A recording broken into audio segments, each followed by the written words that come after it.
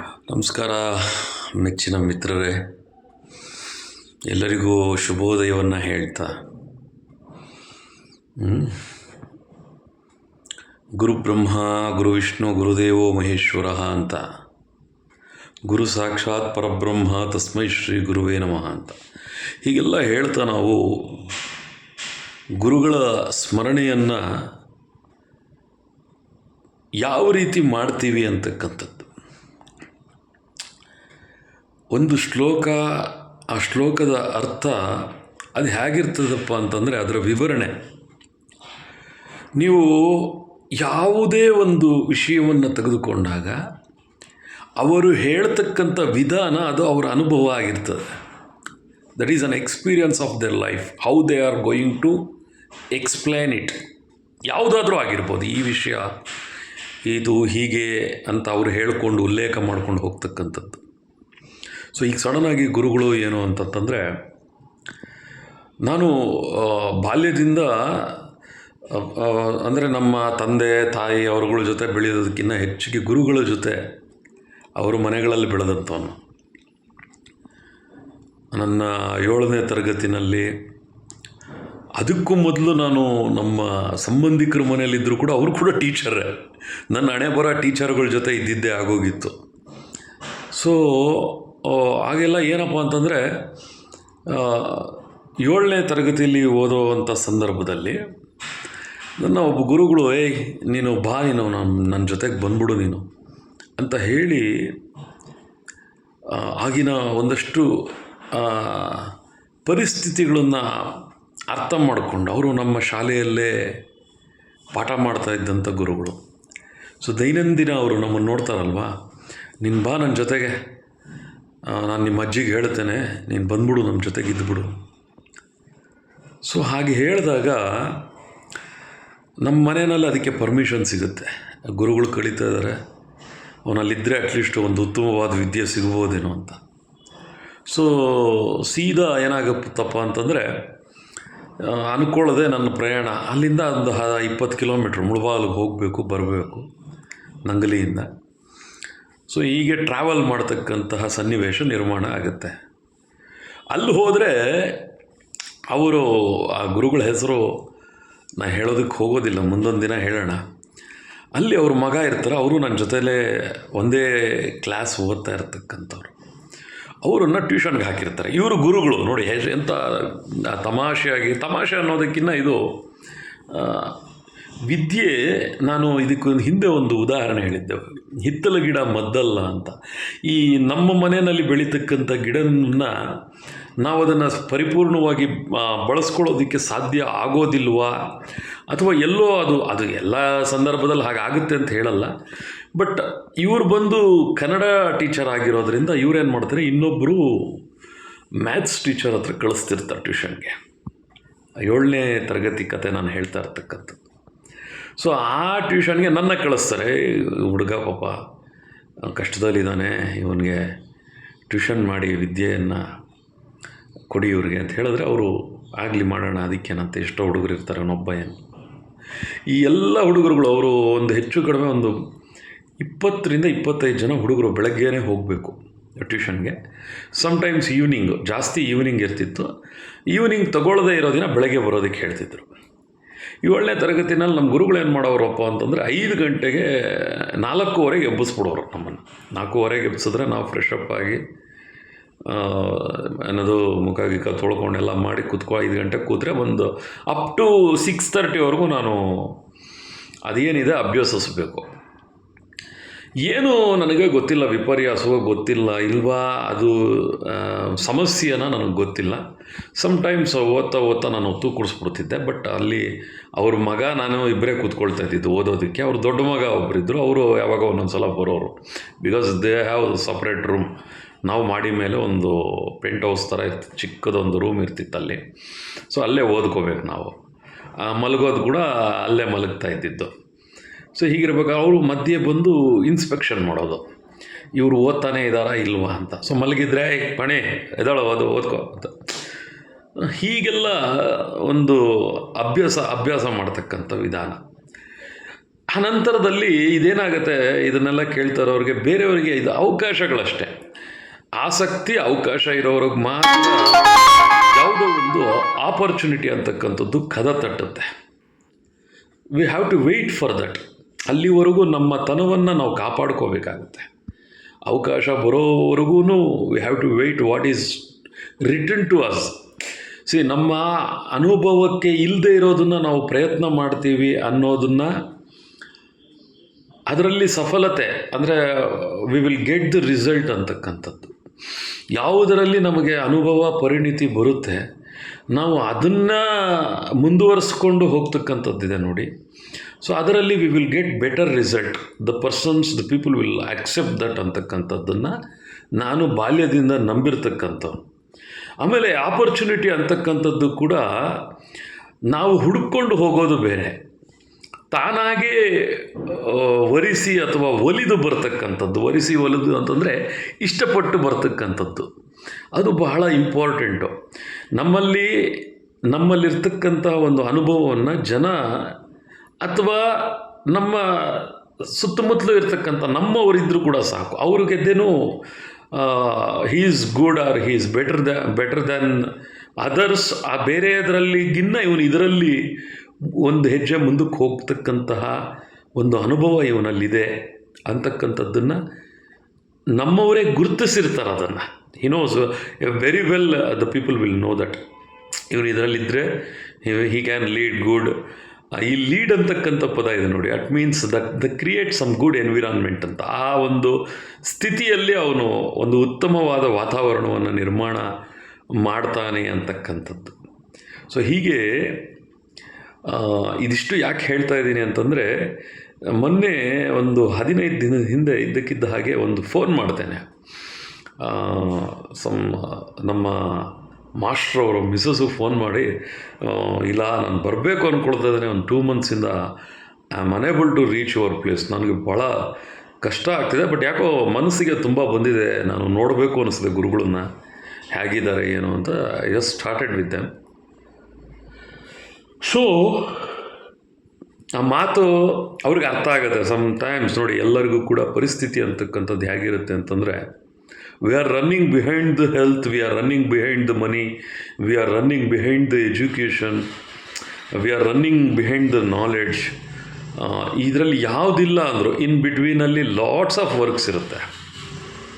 ಒಂದು ದುಡ್ಡಿದ್ದಾಗ ಕೆಲಸ ಸುಲಭೀಕೃತ ಆಗುತ್ತೆ ಅಂತಕ್ಕಂಥದ್ದು ಎಷ್ಟು ನಿಜಾನೋ. ಅಂದರೆ ಹಣ ಅಂತಕ್ಕಂಥದ್ದಿದ್ದರೆ ಕೆಲಸ ಸುಲಭ ಆಗುತ್ತೆ. While sitting we can do lots of works. But ಅದಿಲ್ಲ ಅಂದಾಗ ನಾವೇ ಹಣದ ರೂಪದಲ್ಲಿ ಬದಲಾಗಬೇಕಾಗತ್ತೆ. ಇಟ್ ಮೀನ್ಸ್ ಹಣದ ರೂಪದಲ್ಲಿ ಬದಲಾಗೋದು ಅಂದರೆ ಕೂತ ಜಾಗದಲ್ಲಿ ಕೆಲಸ ಮಾಡಿಸ್ಕೊಳ್ಳೋಕ್ಕಾಗದೇ ಇದ್ದಾಗ ನಾವೇ ಹೋಗಿ ಕೆಲಸ ಮಾಡಬೇಕಾಗತ್ತೆ. So the time will eats. ಆ ಸಮಯ ಅಂತಕ್ಕಂಥದ್ದು ತಿಂದುಬಿಡುತ್ತೆ ನಮ್ಮನ್ನಲ್ಲ, ಆ ಸಮಯನೇ ತಿನ್ನೋದಕ್ಕೆ ಪ್ರಾರಂಭ ಮಾಡುತ್ತೆ. ಸೊ ಇನ್ ದಟ್ ಟೈಮ್ ನಾವು ಅಂದ್ಕೊಳ್ತಕ್ಕಂಥ ಕೆಲಸ ಕಾರ್ಯಗಳು ನಿಧಾನಗತಿ ಆಗುತ್ತೆ. ಮತ್ತು again when the money, when everything it is come to us, ನಾವು ಹುಡ್ಕೊಂಡು ಹೋದರೆ ಸಿಗಲ್ಲಪ್ಪ. ಕೆಲಸ ಮಾಡಿದ್ರೂ ಕೂಡ ಅಷ್ಟೇ, ಎಷ್ಟು ಟ್ಯಾಲೆಂಟೆಡ್ ಆಗೋ ಅಥವಾ ಕ್ರಿಯೇಟಿವ್ ಆಗೋ ನಾವು ಕೆಲಸ ಮಾಡ್ಬೋದು. ಬಟ್ ದ ಆಪರ್ಚುನಿಟಿ ಅಂತಕ್ಕಂಥದ್ದು ಅದು ಸಿಗತಕ್ಕಂಥ ವಿಧಾನವೇ ಬೇರೆ ರೀತಿಯಲ್ಲಿರುತ್ತೆ. We never expect from anywhere. ಎಲ್ಲ ಕಡೆ ನಾವು ಅದನ್ನು ಎಕ್ಸ್ಪೆಕ್ಟ್ ಮಾಡೋದಕ್ಕಾಗೋದಿಲ್ಲ. ಟ್ಯಾಲೆಂಟನ್ನು ನಾವೆಲ್ಲ ಕಡೆ ತೋರಿಸಿದ್ರೆ the people who are watching us ಅಥವಾ ನಮ್ಮನ್ನು ನೋಡ್ತಾ ಇರ್ತಕ್ಕಂಥವ್ರಿಗೆ ಆ ಟ್ಯಾಲೆಂಟ್ನ ಅರ್ಥ ಕೂಡ ಆಗೋದಿಲ್ಲ. See, there is the way, there is the procedure how to be react with the people who are with us. ಅಂದರೆ ಆ ಸರ್ಕಮ್ಸ್ಟೆನ್ಸ್ ಅಂತಕ್ಕಂಥದ್ದು ಹೇಗಿದೆ ಅನ್ನೋದನ್ನು ನೋಡಿ ನಾವು ಅದಕ್ಕೆ ತಕ್ಕಂತೆ ವರ್ತಿಸೋದು ಬೇರೆ, ನಟನೆ ಮಾಡೋದು ಬೇರೆ. C, the two major differences. ಸನ್ನಿವೇಶಕ್ಕೆ ತಕ್ಕಂತೆ ನಟನೆ ಮಾಡ್ತಕ್ಕಂಥದ್ದು ಯಾರು, ಸನ್ನಿವೇಶಕ್ಕೆ ತಕ್ಕಂತೆ ವರ್ತಿಸತಕ್ಕಂಥದ್ದು ಅಂದರೆ ನ್ಯಾಚುರಲ್ ಆಗಿ ಅದಕ್ಕೆ ತಕ್ಕಂತೆ ಬಿಹೇವ್ ಮಾಡಲೇಬೇಕು, ಅದು ನಟನೆ ಆಗೋದಿಲ್ಲ. ನಟಿಸೋರು ಏನಂದರೆ the people who are trying to get something, ಅದು ಅವರ ಹಣೆಯಲ್ಲಿ ಇಲ್ಲ ಅಂದರೂ ಕೂಡ ಬೇಕು ಅನ್ನೋದಕ್ಕೆ ನಟನೆ ಮಾಡೋದು, ಅದು ಬೇರೆ ವಿಷಯ. ಅಂದರೆ ಅದನ್ನು ಪಡ್ಕೊಳ್ಳೋದಕ್ಕೋಸ್ಕರ. Again when we comes in front of the camera, that is acting, that is completely different. ಇಲ್ಲಿ ನಟನೆ, ನಾಟಕ, ಇದೆಲ್ಲ ಕೂಡ ಆ ಒಂದು ಏನು ಹೇಳ್ತೀವಿ. ಆಮೇಲೆ ಈ ಸಾಧನೆ ಅಂತಕ್ಕಂಥದ್ದು ಒಂದಿದೆ. ಈ ಸಾಧನೆ ಅಂತಕ್ಕಂಥದ್ದು, if you are putting legs in good path, ಒಂದು ಒಳ್ಳೆಯ ಹಾದಿನಲ್ಲಿ ಹೆಜ್ಜೆಯನ್ನು ಇಟ್ಟು ನಡೀತಿದ್ದೀವಿ, ಅದನ್ನು ಗುರುತಿಸ್ಬೇಕಾಗಿರ್ತಕ್ಕಂಥದ್ದು ಯಾರು, ಆ್ಯಂಡ್ ಅದನ್ನು ರೆಕಗ್ನೈಸ್ ಮಾಡ್ತಕ್ಕಂಥದ್ದು ಹೇಗೆ, ಹಾದಿಯನ್ನು ನಾವು ಯಾವ ಹಾದಿನಲ್ಲಿ ಹೋಗ್ತಾ ಇದ್ದೀವಿ, and how it is impacting to others ಅಂತಕ್ಕಂಥದ್ದು ಕೂಡ that is very important to everyone. So ಹೀಗಿದ್ದಾಗ ನಟನೆ ಅಂತಕ್ಕಂಥದ್ದು ಕ್ಯಾಮ್ರಾ ಮುಂದೆ ಇರಬಹುದು, ವರ್ತಿಸ್ತಕ್ಕಂಥದ್ದು ಬೇರೆ ಇದೆ. ಅನಂತರದಲ್ಲಿ ನಾನು ಹೇಳದ್ನಲ್ಲ, ಈ ನಾಟಕಗಳನ್ನು ಮಾಡ್ತಕ್ಕಂಥದ್ದು, ಡ್ರಾಮ್ಯಾಟಿಕಲಿ ಲಿವಿಂಗ್ ಅಂತಕ್ಕಂಥದ್ದು, ಇದೆಲ್ಲ ಕೂಡ ಈ ಪ್ರಜ್ಞೆ ಅಂತಕ್ಕಂಥದ್ದು. The person he knows about himself, ಅದೇ ಪ್ರಜ್ಞೆ. ನನ್ನ ಬಗ್ಗೆ ನನಗೆ ಚೆನ್ನಾಗಿ ಗೊತ್ತು ಅನ್ನೋದಕ್ಕಿಂತ ಒಂದು ಏನು ಹೇಳ್ತೀವಿ, ನಾನು ನನ್ನ ಬಗ್ಗೆ ಕಾನ್ಷಿಯಸ್ ಆಗಿದ್ದೇನೆ, what I am trying to do, ನಾನು ಏನು ಮಾಡಬೇಕು ಅಂತಿದ್ದೇನೆ, ಏನು ಮಾಡೋಕ್ಕೆ ಹೊರಟಿದ್ದೇನೆ, ದ ಪ್ರೆಸೆಂಟಲ್ಲಿರ್ತಕ್ಕಂಥದ್ದು. ಅದನ್ನು ಅಷ್ಟು ಸುಲಭೀಕೃತವಾಗಿ ಅರ್ಥ ಮಾಡ್ಕೊಳ್ಳೋದಕ್ಕೆ ಇಟ್ಸ್ ಹೈಲಿ ಇಂಪಾಸಿಬಲ್. ಈ ಪ್ರಜ್ಞೆಯನ್ನು ತಂದುಕೊಳ್ತಕ್ಕಂಥದ್ದು ನೋಡಿ, ಜ್ಞಾನ ಅಂತಕ್ಕಂಥದ್ದು ನೋಡ್ತಕ್ಕಂಥದ್ದು ಬೇರೆ, ಈ ಪ್ರಜ್ಞಾವಂತರು ಬೇರೆ, ಪ್ರಜ್ಞೆಯನ್ನು ಉಳಿಸ್ಕೊಂಡಿರ್ತಕ್ಕಂಥವ್ರು ಬೇರೆ, ಆಮೇಲೆ ಜ್ಞಾನವಂತರು ಬೇರೆ, ವಿದ್ಯಾವಂತರು ಬೇರೆ, ಬುದ್ಧಿವಂತರು ಬೇರೆ. So this is how actual the differentiation of the words and it treats the person. ಅದು ಮನುಷ್ಯ ಅಥವಾ ವ್ಯಕ್ತಿಯ ಮೇಲೆ ಆ ಪದಗಳ ಪರಿಣಾಮ ಅಂತ ಹೇಳ್ಬೋದು. ವ್ಯಕ್ತಿಯ ಮೇಲೆ ಪದಗಳ ಪರಿಣಾಮ ಅಂತ.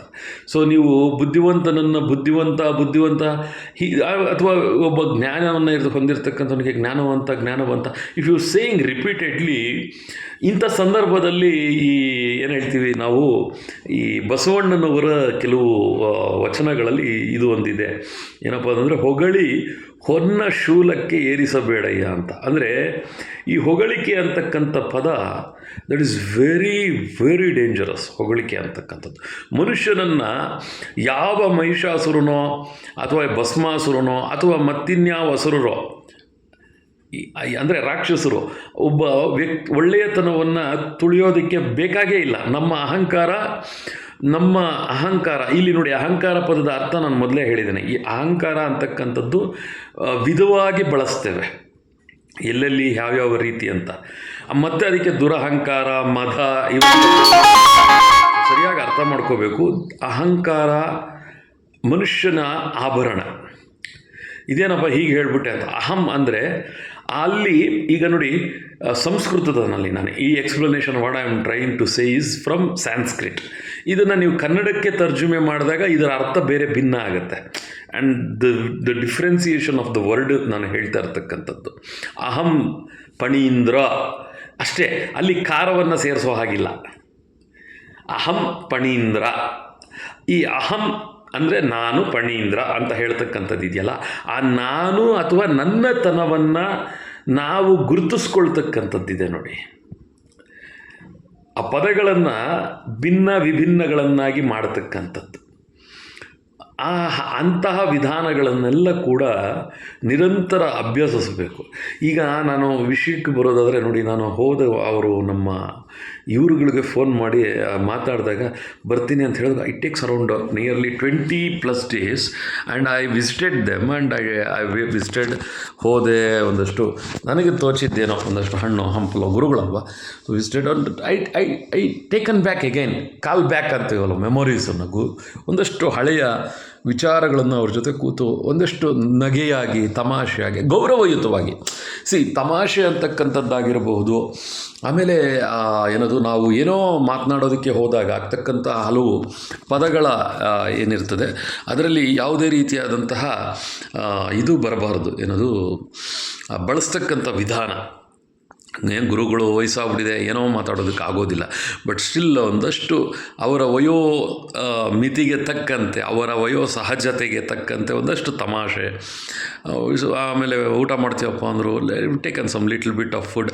ಆ ಸಮಯ ನೋಡಿ, ಅದಕ್ಕೆ I never explain by words, ಇಷ್ಟು ಎಕ್ಸ್ಪ್ಲೈನ್ ಮಾಡಿದ್ದೇನೆ, ಇದಕ್ಕಿಂತ ಹೆಚ್ಚಿಗೆ ನನ್ನ ಕೈಯಲ್ಲಿ ಸಾಧ್ಯ ಇಲ್ವೇನೋ. But still it's a beautiful moment. ಹಾಗೆ ಕೆಲವೊಮ್ಮೆ ನಮ್ಮ ಪ್ರಯಾಣಗಳು ಹಾಗೆ ಇರುತ್ತೆ.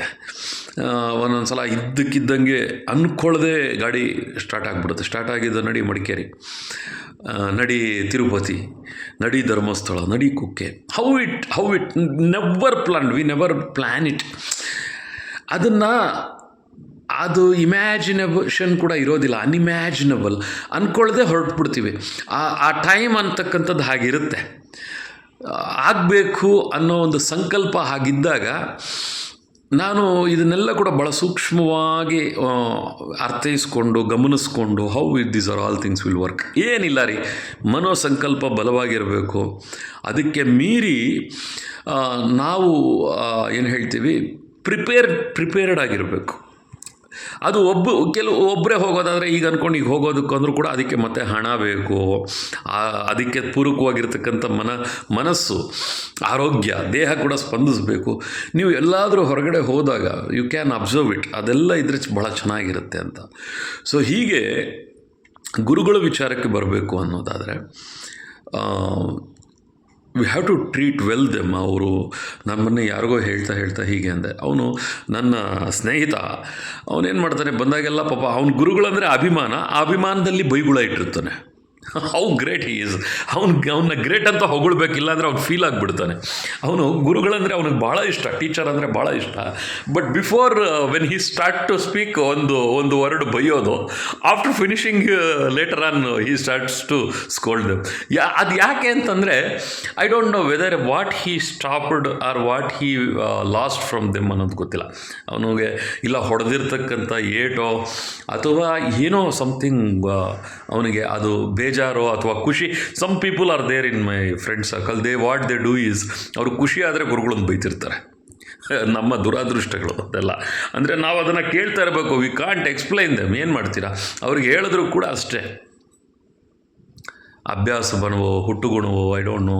ಬಟ್ ಸ್ಟಿಲ್ ಅದೆಲ್ಲ ನಾನು I am not complaining about them, but still I just listening. And ಅವ್ನಿಗೆ ಹೇಳೋಷ್ಟು ಹೇಳಿದ್ರು ಕೂಡ ಎಗೇನ್ ಇಟ್ ಈಸ್ ರಿಪೀಟೆಡ್. ಅಂದರೆ ಇನ್ನು ಅದರ ಅರ್ಥ ಅಷ್ಟೇ, ಆಯ್ತು ಹೋಗಪ್ಪ ನೀ ಏನಾದರೂ ಮಾಡ್ಕೋ. So this is how the things will runs, ಅಂದರೆ ಹೀಗೆ ಹೋಗ್ತಿರುತ್ತೆ ಅಂತ. ಹಾಗೆ these memories are very beautiful ರೀ. ನಾನು ಬ್ಯಾಂಗ್ಳೂರಿಗೆ ಬಂದು ಹೊಸದ್ರಲ್ಲಿ ನನ್ನ ರಿಲೇಟಿವ್ ಮನೆಯಲ್ಲೇ ಇದ್ದವನು. ಆಗಲೂ ಪಾಪ ಅವರೇ ನಮಗೆ ಆಶ್ರಯ ಕೊಟ್ಟವರು. ಆ ರಿಲೇಟಿವ್ ಮನೇಲಿ ಇದ್ದಾಗ ಒಂದು ವಟಾರ, it's a very old version. ಒಂದು ಕಾಂಪೌಂಡಲ್ಲಿ ಒಂದು 6 ಮನೆ, ಎರಡೆರಡು ಮನೆಗಳ ಥರ, ಒಂದು ಸಿಂಗಲ್ ಮನೆ, ಒಂದು 3 ಅಟ್ಯಾಚ್ಡ್, ಇಲ್ಲ 1 2 3 4 5 ಮನೆ ಇತ್ತು. ನಮ್ಮದೊಂದು ಸೈಡ್ ಕಾರ್ನರ್ ಮನೆ. ಸೊ ಹೀಗೆ ಈ ವಟಾರದ ಸಂಪ್ರದಾಯದಲ್ಲಿ ಏನಾಗಿತ್ತು, ನಾವಿದ್ದಿದ್ದು ವೆರಿ ಸ್ಮಾಲ್ ಹೌಸ್. ಅದರಲ್ಲಿ ನಾನು ಬೇರೆ ಆಗ ಹೊಸದಾಗಿ ಬಂದಿದ್ದು. We don't have the what is called that space to sleep. ಅಲ್ಲಿ ಮಲಗೋದಕ್ಕೆ ಅನುಕೂಲವಾದಂಥ ಸ್ಥಳಾವಕಾಶ ಇರ್ತಿರಲಿಲ್ಲ sometimes.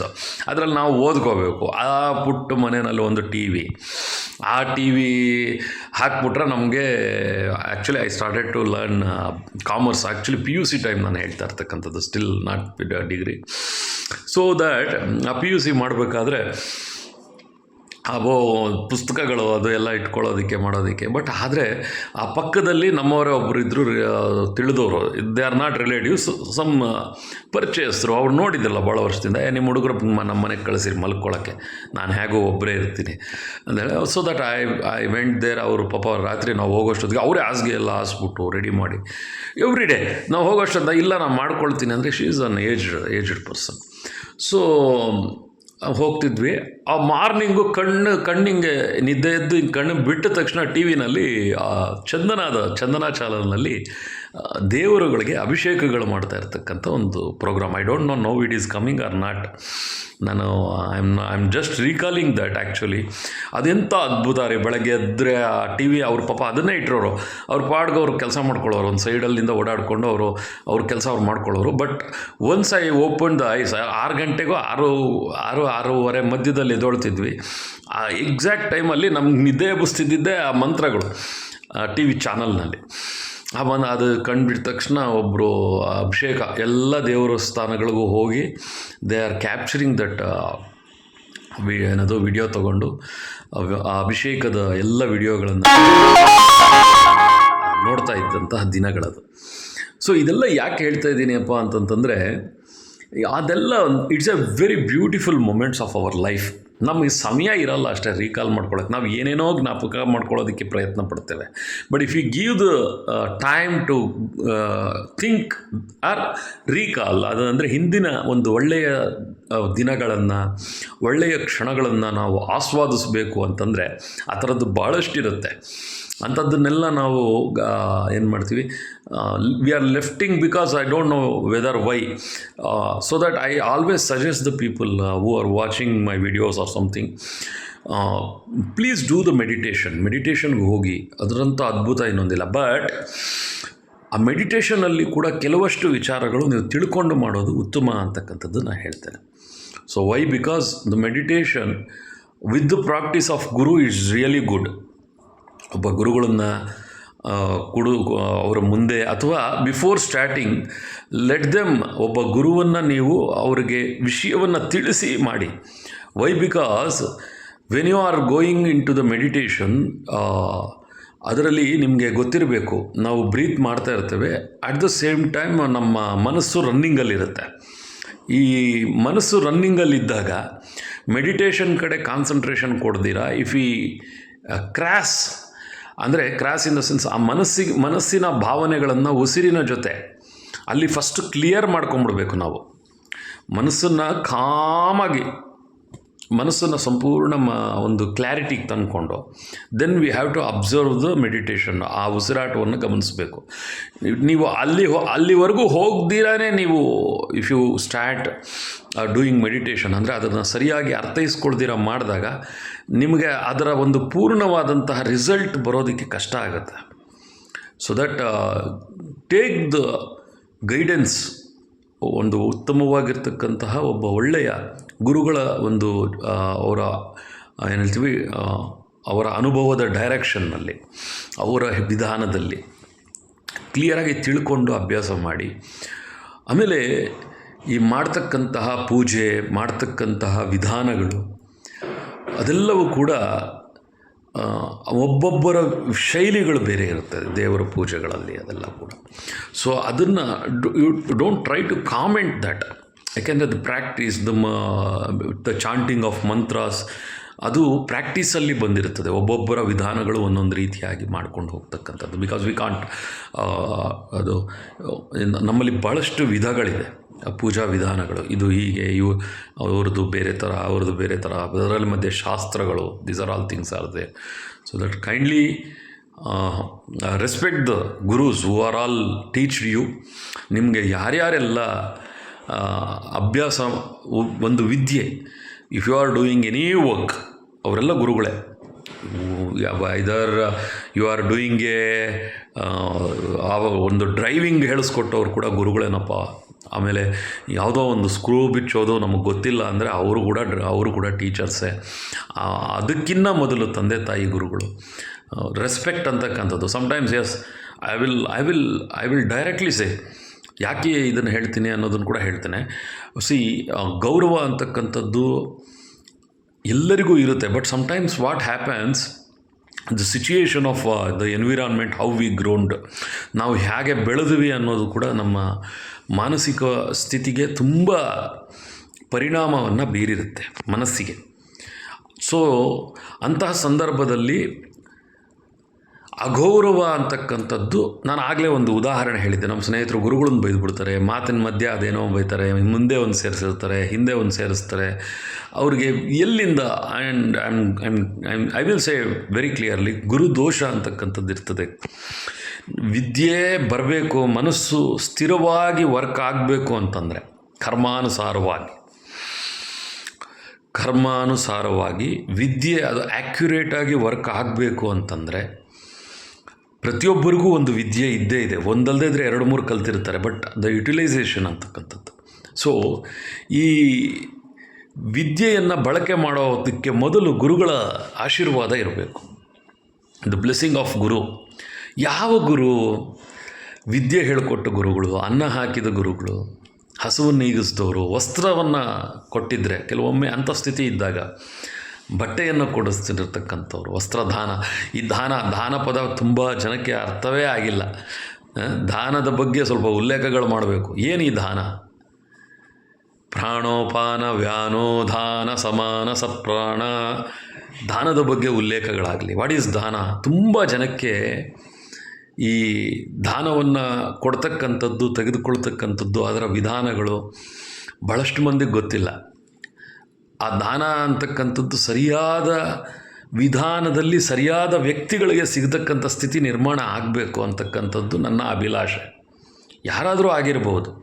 It has to reach the right person, right people.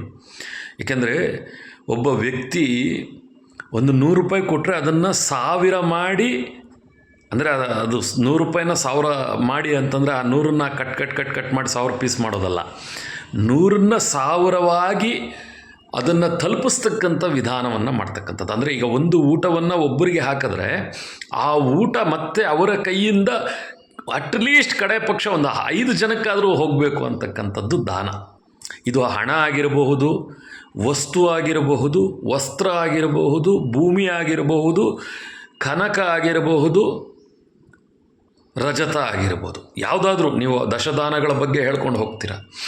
ಯಾಕಂದರೆ ಈ ದಾನದ ಒಂದು ಏನಿದೆ, ಆ ದಾನವನ್ನು ತೆಗೆದುಕೊಳ್ತಕ್ಕಂಥವ್ರಾಗಿರಬಹುದು, ಕೊಡ್ತಕ್ಕಂಥವ್ರಾಗಿರಬಹುದು, ಅವರಿಗೆ ಅವರ ಮನಸ್ಸಿಗೆ ಒಂದು ತೃಪ್ತಿ ಅಂತಕ್ಕಂಥದ್ದು ಸಿಗಬೇಕು ಕೊಟ್ಟ ಮೇಲೆ. ಈ ದಾನವನ್ನು ಕೊಡೋದಕ್ಕೆ ಬರೀ ಯಾವುದೋ ಒಂದು ಯಾರೋ ಒಬ್ಬರ ಮರಣದಲ್ಲೋ ಅದು ಆ ರೀತಿ ಸಂದರ್ಭಗಳಲ್ಲೋ ಅಂತಲ್ಲ, ಎಲ್ಲ ಸಂದರ್ಭದಲ್ಲೂ ಕೂಡ ಅದರ ಉಲ್ಲೇಖಗಳಿದೆ. ಯಾವ್ಯಾವ ಸಂದರ್ಭದಲ್ಲಿ ಅಂತಕ್ಕಂಥದ್ದು ನಮ್ಮ ಹಳೆಯ ಗ್ರಂಥಗಳಲ್ಲಿ ಉಲ್ಲೇಖ ಮಾಡ್ತಾರೆ. ಆ ರೀತಿ ಕೊಟ್ಟಂಥ ದಾನ ಅಂದರೆ ಒಬ್ಬ ಒಳ್ಳೆಯ ಶ್ರೇಷ್ಠ ಗುರುಗಳಿಗೋ, ಶ್ರೇಷ್ಠ ವಿದ್ಯಾರ್ಥಿಗಳಿಗೋ ಅದನ್ನು ನಿಜವಾಗಲೂ ಅದರ ಬಗ್ಗೆ ಆಸಕ್ತಿ ಇರ್ತಕ್ಕಂಥವರಿಗೆ ದಾನ ರೂಪದಲ್ಲಿ ಅದು ಹೋದಾಗ it will give A great impact ಅಂತಕ್ಕಂಥದ್ದು. ನಾವು ಹಲವಾರು ಶಾಂತಿ ಇನ್ ದ ಸೆನ್ಸ್ ಶಾಂತಿ ಹೋಮಗಳು, ಅದರ ಯಥಾಶಕ್ತಿ. ಮತ್ತು ಇದೇನವ ದಾನ ಅಂತ ಹೇಳಿದ್ರೆ ಏನೇನು ಕೊಡಬೇಕು, ಎಷ್ಟೆಷ್ಟು ಕೊಡಬೇಕು ಹಾಗಲ್ಲ, ಯಥಾಶಕ್ತಿ.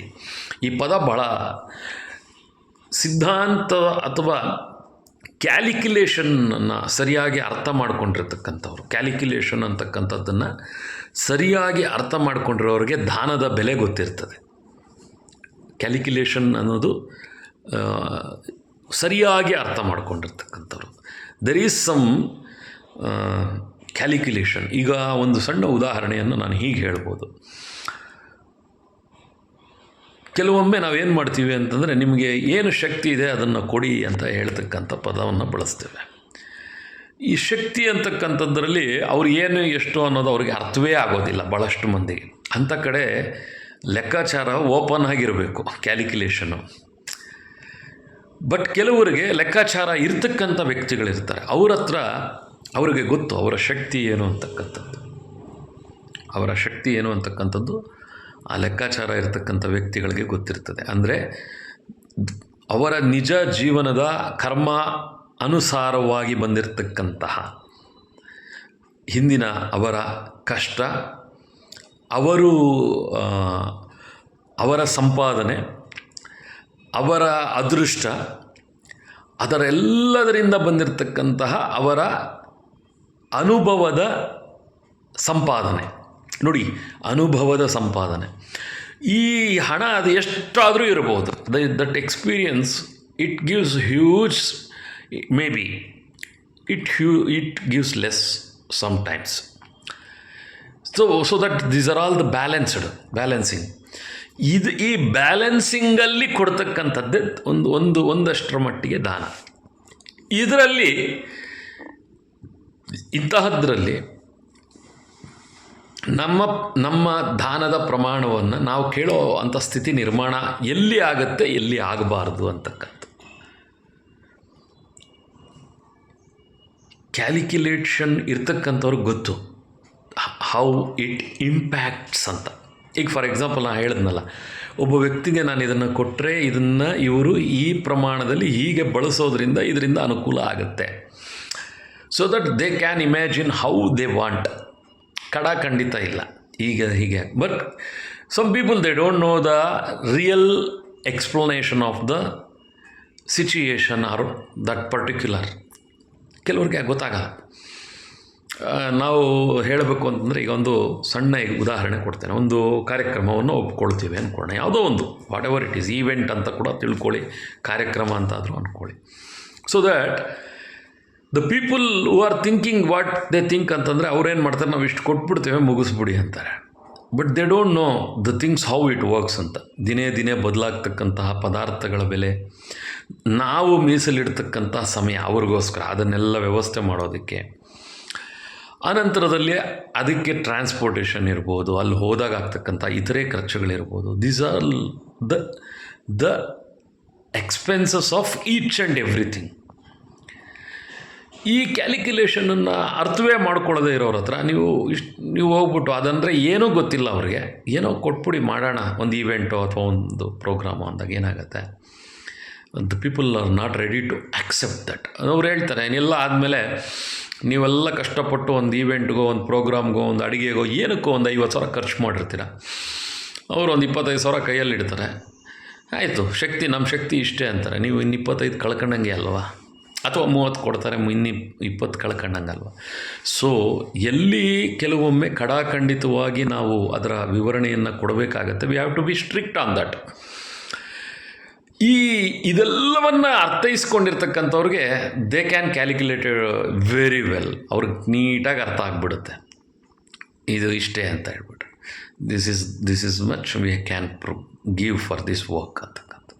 ಸೊ ಹೀಗೆ ಯಾವುದೇ ವಿಷಯವನ್ನಾದರೂ ಕೂಡ ಇನ್ ಡೀಟೇಲ್ಡ್ ಅರ್ಥ ಮಾಡ್ಕೊಳ್ಳೋ ಪ್ರಯತ್ನ ಮಾಡಿ. ಒಳ್ಳೆಯದನ್ನು ನಾನು ಹೇಳ್ತಾ ಇರ್ತಕ್ಕಂಥದ್ದು ಇಲ್ಲಿ ಒಳ್ಳೆಯದು ಕೆಟ್ಟದ್ದು, ಪಾಸಿಟಿವ್ ನೆಗೆಟಿವ್ ಅಲ್ಲ, ಪ್ಲಸ್ ಮೈನಸ್ ಬೇರೆ. ನೀವು ಪ್ಲಸ್ಸು ಮೈನಸನ್ನು ಪಾಸಿಟಿವ್ ನೆಗೆಟಿವ್ ಅಂತ ಅಂದ್ಕೊಳ್ಳೋಕೆ ಹೋಗಬೇಡಿ. ಅದು ಎಲ್ಲೆಲ್ಲಿ ವರ್ಕ್ ಆಗುತ್ತೆ ಅನ್ನೋದನ್ನು ಸರಿಯಾಗಿ ಅರ್ಥ ಮಾಡ್ಕೊಳ್ಳಿ. So the situation how it works ಅನ್ನೋದನ್ನು ನೀವು ಯಾವತ್ತೂ ಅರ್ಥ ಮಾಡ್ಕೊಳ್ಳೋದಕ್ಕೆ ಹೋಗ್ತೀರಾ. The symbolics how it works ಅನ್ನೋದನ್ನು ಯಾವತ್ತೂ ಅರ್ಥ ಮಾಡ್ಕೊಳ್ಳೋಕೆ ಹೋಗ್ತೀರಾ, ಭಾವನೆಗಳನ್ನು ಅರ್ಥ ಮಾಡ್ಕೊಳ್ಳೋಕೆ ಹೋಗ್ತೀರಾ. So automatically you know the value of the education and the given in the right time. ಯಾರು ನಮ್ಗೆ ಅದನ್ನು ಕೊಟ್ಟಿರ್ತಾರೆ, ವಿದ್ಯೆ ಎಲ್ಲಿ ಪ್ರಾಮುಖ್ಯತೆ ವಹಿಸುತ್ತೆ, ಹಸಿವಿಗೆ ಬೇಕಾದ ಊಟ ಎಲ್ಲಿ ಪ್ರಾಮುಖ್ಯತೆ ವಹಿಸುತ್ತೆ. Again the food. ದುಡ್ಡಿಲ್ಲದೆ ಊಟ ಇಲ್ಲ ಅಲ್ವಾ, ಆ ಊಟನೇ ಜೀರ್ಣ ಮಾಡ್ಕೋಬೇಕಾಗಿರೋದು. ಎಲ್ಲಿ ಯಾವ ಊಟವನ್ನು ಹೇಗೆ ತೆಗೆದುಕೊಳ್ತೀವಿ, ಇದೆಲ್ಲ ಕೂಡ ಪ್ರತಿಯೊಂದು ವಿಷಯ when you are start to think, ಆಗ ನಿಮಗೆ ಒಂದೊಂದೇ ವಿಷಯ ಕೂಡ ಭಾಳ ಅರ್ಥ ಆಗೋದಕ್ಕೆ ಪ್ರಾರಂಭ ಆಗುತ್ತೆ. ಯಾಕೆ ಈ ಥರ ನೀವು ಇದನ್ನೆಲ್ಲ ನಿಧಾನಕ್ಕೆ ಪ್ರಾಕ್ಟೀಸ್ ಮಾಡೋದಕ್ಕೆ ಪ್ರಾರಂಭ ಮಾಡಿದಾಗ